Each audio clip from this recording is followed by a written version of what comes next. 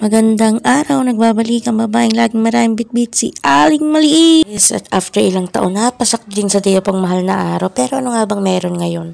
So ayan, ang favorite na verse, the heart of the Bible, John 3:16.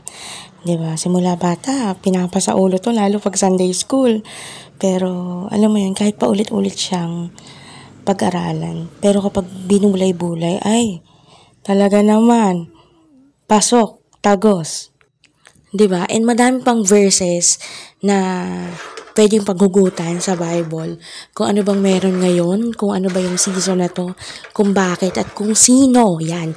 Sino ba yung sineselebrate, ayan, or inaalala. Sama-sama natin yung verses na yun, nag-meditate at hinayaan natin si Holy Spirit na kumilos at magpaunawa. Dong, sobrang intimate nun. Grabe. Isa pa, yung mapako siya sa krus, na dapat tayo yun. Dapat ako yun eh. Diba? Pero, sabi nga, the great exchange. Grabe yung beauty, no? Yung beauty niya. Bukod sa ginawa niya na, ay kung sino pa siya. Diba? Hindi natin deserve, hindi ko deserve, pero ganyan niya ako kamahal, ganun kanya kamahal. So, masasabi mo lang talaga, grabe. Thank you, Jesus. Kaya sana talagang, alam mo yun, maranasan natin.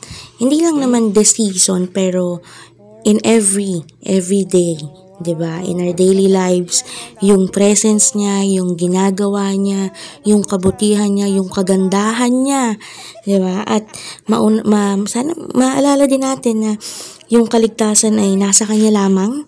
John 14 verse 6, nasa pangalan niya lang. Gawa 4:12, kasi sa silong ng langit ang tanging pangalan niya lang ang ibinigay para sa ikaliligtas ng tao. At maunawaan din natin at saka maalala natin na hindi tayo maliligtas ng ating mabubuting gawa, kasi yung mabubuting gawa na yun ay bunga lamang, dapat talaga bunga na lamang ng ating pagmamahal at pagsunod sa Kanya. Yung ginawa niya sa cross, enough na yon, once and for all, sabi nga ni Apostol Paul. So, 'di ba? Kasi so anong kwenta nun kung papantayan natin, 'di ba? So, parang walang quench din. So, yun nga. Kaya lahat yan na nakabase yan sa Bible, by the way.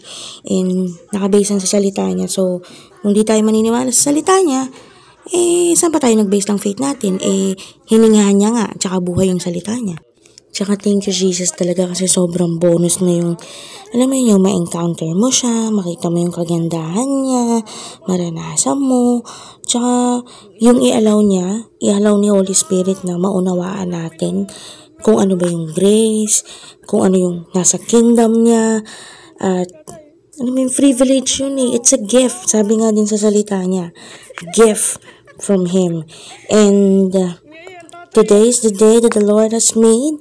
I will rejoice and be glad in it. So, thank you, Jesus, for today, na sobrang bonus na nito sa akin. Makakapag-celebrate ako with my family after ilang years, na hindi ako makapag-rest day, or hindi tumatapat yung rest day ko, hindi rin ako makapag-leave ng itong season na to, or itong holiday na to. And yun, at saka, sarap din yung mauupuan mo. May, kumbaga, slow mornings, opak, 'di ba? Slow days to be with Him. And thank you, Jesus, for today, for what you have done on the cross. And because of that, we are victorious. Yay! Thank you so much for watching.